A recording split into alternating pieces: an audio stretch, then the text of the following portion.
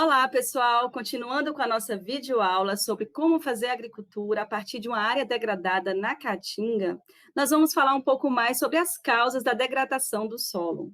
Vamos dar uma olhadinha aqui na visita realizada na propriedade de Nelson, na comunidade Capim Branco, em Boa Nova. Então, Nelson, a gente já conhece, já vem observando ao longo dos anos a forma que a agricultura convencional vem trabalhando, né, e vem desgastando o nosso solo, degradando o ambiente, com o uso indiscriminado de agrotóxicos, com as ações dos próprios agricultores de estar retirando ali o que está na terra em vez de colocar, né, com essa degradação que a gente vem percebendo. Mas, ao mesmo tempo, a gente percebe também na contramão desse sistema convencional, a gente observa tanto agricultores como pesquisadores avançando tanto na agroecologia, nos sistemas agroflorestais. Então, eu queria que nesse contexto você falasse um pouco para os agricultores que estão nos assistindo, o que é essa degradação do solo, como é que eles conseguem observar na sua área ali, na zona rural, como é que eles percebem que aquilo ali está degradada, aquela ação dela não é correta, o que elas podem estar fazendo para estar melhorando e trabalhando junto com a natureza, né? Não contra ela, como bem diz o Ernest para a gente. O que é o solo degradado? É um solo sem vida. É um solo onde você não tem nem condição de plantar, de cavar. Aqui na nossa área era uma roça de mandioca, milho, que era antiga, e o solo foi abandonado, porque como está acontecendo em tudo quanto é lugar, a produtividade cai muito, o resultado é muito frágil, né, insustentável, e as pessoas abandonam. Aí a vegetação nativa que surge forma um capoeirão que é até um processo inicial de recuperação do solo. Então a gente precisa entender por que o agricultor antigamente tinha uma boa produção, e hoje ele alega que não produz mais, que a roça não dá mais mandioca, não dá milho. Então, entender por que essa produção caiu, né? E ela caiu em função da degradação do solo. O que é que levou à degradação desse solo? A primeira coisa os primeiros erros que foram cometidos nesse processo de agricultura foi eliminar a vegetação natural. Eliminou-se toda aquela caatinga original, botou fogo e fez um monocultivo. Então, se a gente entender que o processo de eliminação da vegetação natural é a primeira causa da degradação de um solo, porque tem todo um sistema radicular adaptado, tem todo o plantio adaptado para a produção de biomassa, a gente vai entender os caminhos que levaram à degradação do solo. Então, um solo degradado, como esse aqui que ficou na faixa, aqui onde a gente circula, você vê, não tem como você escavar. Mesmo com essa ferramenta, você apenas risca, né? A água não penetra, não tem minhoca, não tem vida, superaquece, né? Não tem proteção, Isso né? não tem proteção, promove erosão, escoamento de água. Se você caminhar aqui, ó, 1 metro aqui, do lado de cá, onde tem uma biomassa aqui, você retira aqui, o solo aqui, você já pode até futucar de mão, certo? Por quê? Porque tem matéria orgânica, tem vida, olha, aqui ó, ó, certo? Então, esse animal aqui, ele é fundamental para a vida do solo, mas ele só pode existir se tiver biomassa fazendo cobertura, se tiver temperatura adequada, e se tiver uma vegetação fazendo fotossíntese, alimentando o sistema radicular.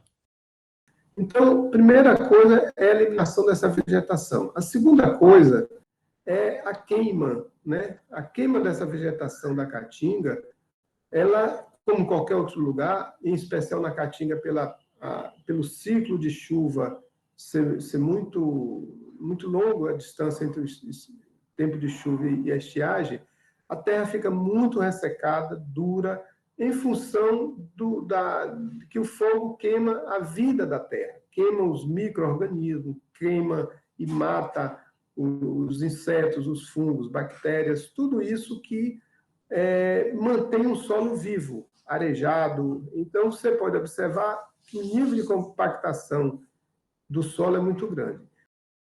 Mas as pessoas têm o hábito da queima e dizem assim, quando a gente queima o roçado sai bonito, porque tem uma concentração de potássio, as cinzas, coisa e tal, mas esta produção das cinzas, elas interrompem, porque não tem mais biomassa, além de matar a fauna do solo. O terceiro elemento que degrada o solo na Caatinga é justamente os monocultivos. Todo ambiente, ele é natural, ele é de policultivo, ele é de diversas espécies de plantas convivendo e vivendo simultaneamente em simbiose, uma contribuindo com a outra.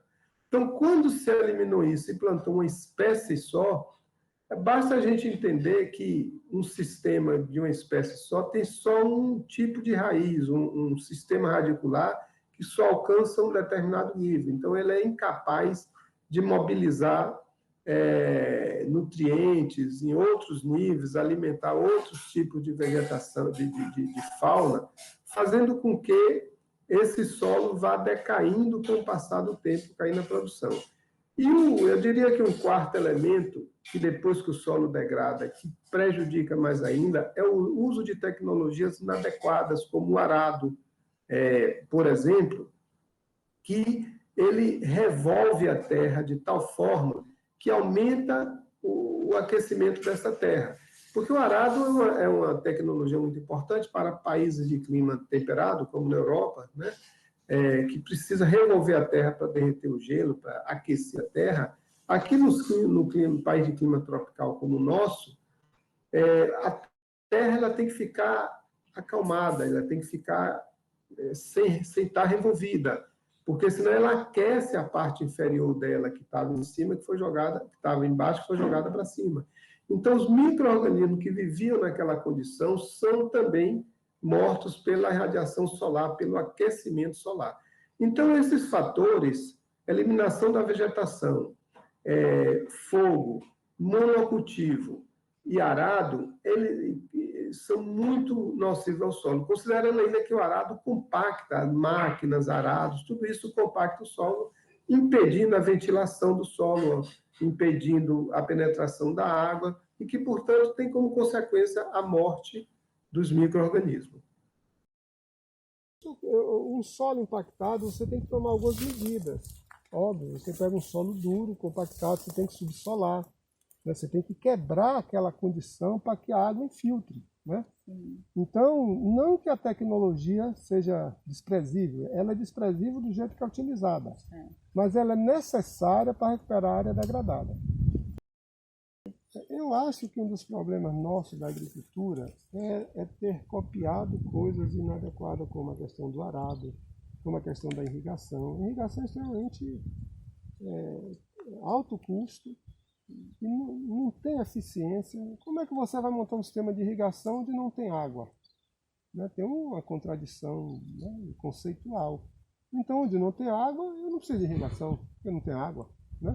Então, eu tenho que montar um sistema vegetativo. Né? Plantando água, né? Plantando água, como diz Ernest. Né? Então, eu tenho que plantar água. Então, eu tenho que fazer uma agricultura que, além de ser consumidora de água, ela passa a ser produtora de água. Porque um sistema agrícola que consome água é um sistema doente. É como uma pessoa na UTI precisando de soro. Então, precisa de uma agricultura que ela produza água. Porque se todos nós fizermos agricultura que produz água, nosso rio volta a circular. Então, agora, se eu fizer agricultura que consome água, estou matando os rios, matando as fontes de água. Né? Nelson, você acabou de falar para a gente os fatores que causam a degradação do solo. Agora, para os agricultores e agricultoras que estão nos assistindo, que já identificaram seu solo degradado, quais seriam os primeiros cuidados ou que eles podem estar fazendo lá no seu sistema produtivo para reverter essa situação? Milena, é muito simples recuperar uma área degradada. Simples no sentido de que o objetivo que se tem nesse trabalho é conseguir biomassa sobre o solo, matéria orgânica sobre o solo e embaixo do solo também. Ou seja, um plantio diversificado, né, que produza uns sistemas radiculares diversificados em diversas profundidades e uma quantidade de biomassa sobre o solo. Esse já é o caminho de recuperação, esse é o objetivo. Mas para alcançar esse objetivo, precisamos tomar medidas importantes. A primeira delas é cercar a área. Ou seja, uma área onde não tem acesso, os animais não têm acesso, animais domésticos de grande porte, né, que a gente cria nos nossos sistemas, só o fato de a gente cercar uma área, a natureza ela é tão intensa, tão rica, que ela começa um processo de recuperação. Certo? Se a gente for observar no sistema natural de recuperação, a gente vai encontrar as dicas importantes do que fazer. Um tronco vai cair, vai impedir a circulação de água, vai acontecer fenômenos ali muito interessantes que a gente precisa observar. Então, faz a cerca, impede que o animal entre para não comer as plantas novas que estão nascendo, né, a vegetação nova, é a primeira medida. A segunda medida é impedir que a água circule, que a água flua, que a água escoe sobre o solo. O escoamento da água sobre o solo promove erosão, arrasta nutrientes, arrasta sementes e faz com que a água não penetre no solo, que é o grande objetivo, essa circulação para fazer o ciclo de água. Então, a segunda medida para a gente fazer são valetas em curva de nível para impedir esse fluxo de água, né? Mesmo se o agricultor não tiver condição de fazer um serviço de maior porte, então só o fato dele fazer valetas, uma sequência de valetas no seu terreno, a água já começa a ser segurada ali naquele ambiente e penetra no solo. Então, essa é a segunda, digamos assim, medida que é fundamental.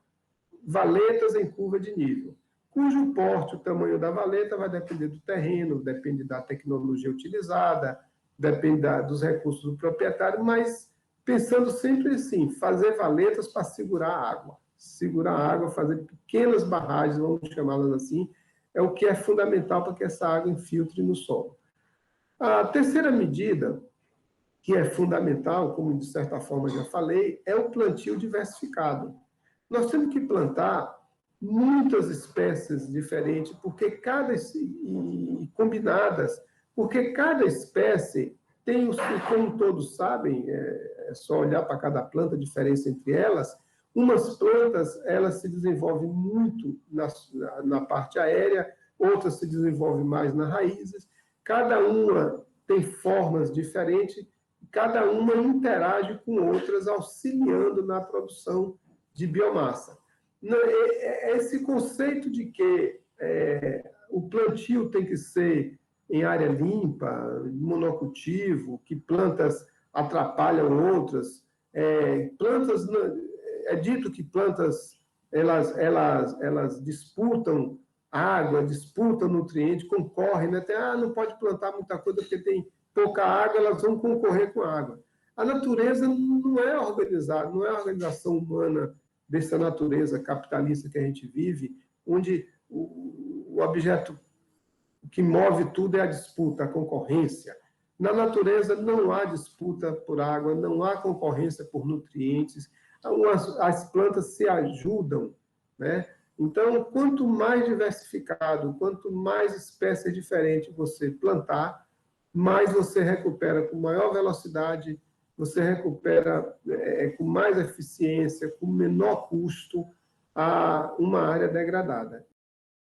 E se vocês observarem aqui, assim, a quantidade de árvore que a gente está plantando, na hora que a gente tiver isso mais estabilizado, você tem a palma, tem um extrato, o mandacaru é outro extrato, um burano é outro extrato, um umbu. Então, se elas estiverem organizadas por extrato, as plantas do extrato baixo, do extrato médio, do extrato alto, de clímax, então, de acordo com a quantidade de luz, né, que cada planta também precisa.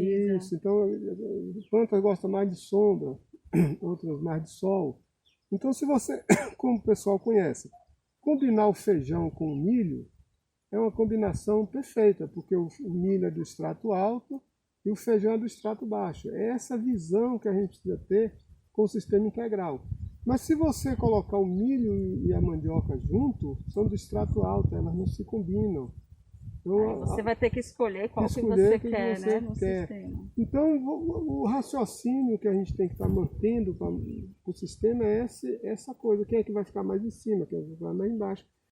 Esse, portanto, são os passos que nós temos que dar para recuperar uma área degradada. Cerca, para impedir animal, valetas para permitir infiltração e plantio diversificado e adensado, né, para produzir biomassa, cobrir o solo, resfriar o solo e permitir, portanto, que a vida se desenvolva ali.